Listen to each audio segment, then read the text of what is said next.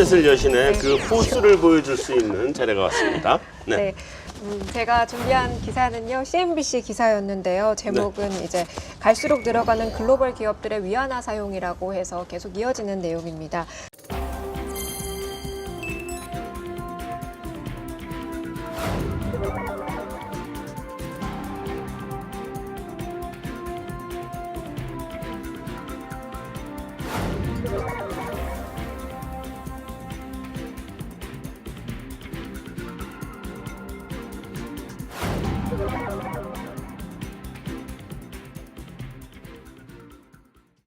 현재 22%의 기업이 국제적으로 위안화를 사용하고 있는데요. 32%가 향후 또 위안화를 쓸 것으로 기대한다고 밝혔고요.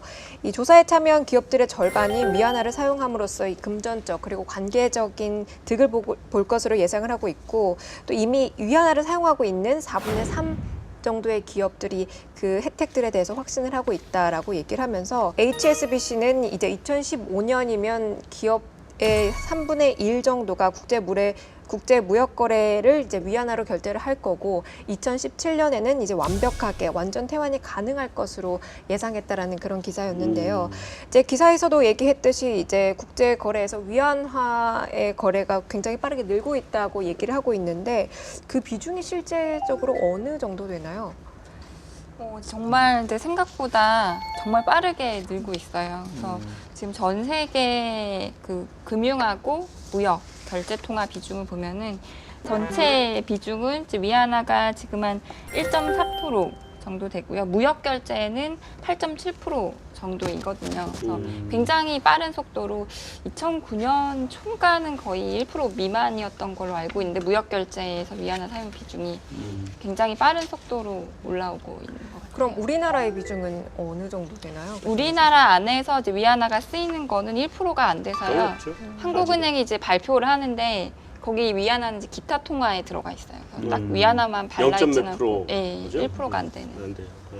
그러니까 우리가 국제 결제가 거의 대부분 지금 달러 95% 넘을 거예요, 그죠? 그 정도 가고. 근데 위안화 비중이 지금 늘고 있는 거는, 우리도 얼마 전에 보고서를 내긴 했습니다만, 중국의 말하자면 위성 국가들, 아시아 동남아 국가들, 그쪽에 위안화 결제가 좀 빨리 늘고 있어서 비중이 좀 늘고 있는 건데, 이제 우리나라처럼 이렇게 이제 직거래가 되기 시작하면 이제 비중이 빨리 늘겠죠. 그래서 사실 위안화 국제화의 스텝들이지 이게 다. 그 위안화가 기축통화가 되냐 안 되느냐라는 그런 다시 그 논쟁에 대해서 이제 불붙었다라는 그런 외신 기사들이 굉장히 많았는데요. 기축통화가 가능하다라고 봤던 사람 중에 하나는 이제 로저스였는데요. 그 지난주 강연에서 미국이 여전히 그 경제적으로 최대 강국이기는 하지만 그 부채가 역시 나날이 커지고 있다라고 짚으면서, 자기도 이미 지금 큰 금액의 위안화를 매입을 해놨다고 이제 얘기를 하고 있고요. 그리고 이제 불가능하다라고 봤던 신문 같은 경우는 이제 파이낸셜 타임스였는데요. 이 신문에서는 이제 위안화가 국제화가 되려면 한 세대 정도는 걸린다라고 얘기를 하고 있어요. 30년? 그 이후로는 무역 통화로서의 비중이 아직 달러만큼 크지 않은 데다가 그 국제화 단계를 지금 지나치게 너무 부풀려서 이야기를 하고 있다라고 얘기를 하고 있고요. UBS 이코노미스트 같은 경우는 이제 폐쇄적인 경제 체제를 기반으로 지금까지 크게 변한 것은 없기 때문에 그닥 그렇게 효과가 없을 것으로 봤다라고 전했습니다. 가만히 보니까 처음에 이제 HSBC가 2017년이면 위안화 완전 퇴환이 가능하다. 이게 이제 홍상은행이잖아요, 그게. 위안화가 완전 퇴환이 되는 그 국제결제 통화가 된다는 거는, 이건 경화가 된다는 얘기거든요. 근데 2017년은 너무 빠르다는 얘기지. 가긴 갑니다. 가긴 가는데 경화까지는 가요. 2017년에 몇 년 안 남았어, 지금. 좀 심한 것 같고.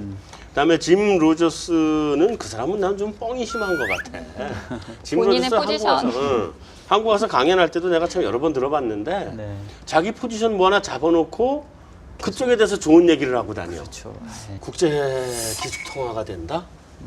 사실 근데 그건 좀 의심스러워. 기축통화가 되려면 중국의 경제 구조가 완전히 바뀌어야 될 것 같아요. 미국이 지금 기축통화가 되는 거는 뭐 여러 가지 기준들이 있지만은 무역 적자를 계속 내주고 있거든요. 그렇죠. 계속 돈을 뿌리고 있는데 중국이 이제 물론 아시아 국가들한테는 지금 무역 적자를 보면서 아시아 내에서는 뭐 일종의 기축통화 역할을 할 수는 있겠지만은 전 세계적으로 중국이 빨리 뭐 내수 중심으로 가서 무역 적자 내고 그게 가능할지. 그런데 그 중국의 유력 그 경제 매체인 그 재경망이라는 곳에서는 이게 우리나라가 이제 6번째로 그 직거래 시장이 개설돼서 이제 국제화의 절반을 완성했다라고 이제 얘기를 하면서 직거래 시장이 한 12개에서 15개 정도까지 만들어지게 되면 충분히 그 규제를 풀지 않고서라도 글로벌화가 가능하다라고. 그러니까 그건 보는데. 글로벌화죠. 국제 네, 통화는 그러니까 될 수. 경화까지 되는 거는 완벽하게. 하드 커런시까지 되는 거는 오케이.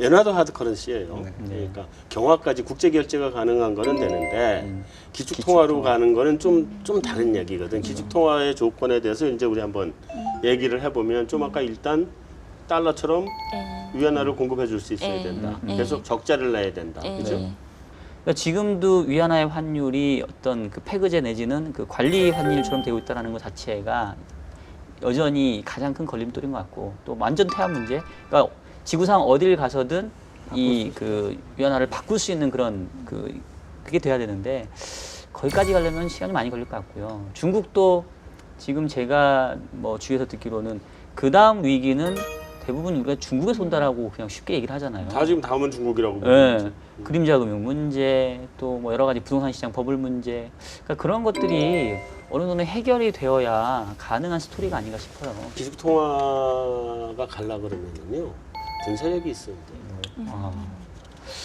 그 군사력이 그 이제 그 해군력에 결국은 육군은 해군이 없으면 때리러 가지를 못하거든. 그러니까 그 해군력이 있어야 돼. 비행기도 있긴 한데 비행기는 너무 약해. 하나하나가 날아가서 예를 들면 미국에서 유럽까지 갔다가 다시 올라 그러면 못 오거든. 공중급유기로 아무리 줘도 비행기 얼마나 가겠어요? 못 가거든. 대규모 캐리어로 옮겨가지고 가야 돼요. 근데 지금 항공모함이 있으니까. 항모도 있어야 되고, 그러니까 그게 시장, 그러니까 해상의 주요 길목을 다 장악하고 있어야 되는데 지금 미국이 일패도지하고 있죠. 소련도 안 되고 영국도 안 되고 중국은 아직 게임이 안 되고. 그러니까 그런 부분이니까 그것까지도 감당해 줄 수 있느냐 하는 게 이제 아직 멀었다는 얘기고, 다만 위안화가 기축이 조금 좀 조기에 될 수 있는 방법은 하나는 있어요. 뭐냐면 3급 기축으로 갈 때 미국의 달러화가 힘이 좀 더 약해지고 미국의 국제 경차를 하기가 더 힘들어지고 그렇게 하면서 미국이 나 이제 혼자 못하겠다 하면은 유럽 쪽에는 유로화, 미국에는 달러화, 다음에 아시아에는 위안화 이렇게 돼야 되는데 일본이 그거를 또 오케이를 안 해줄 거고 한국도 오케이 안 해줄 것 같아. 치앙마이 이니셔티브는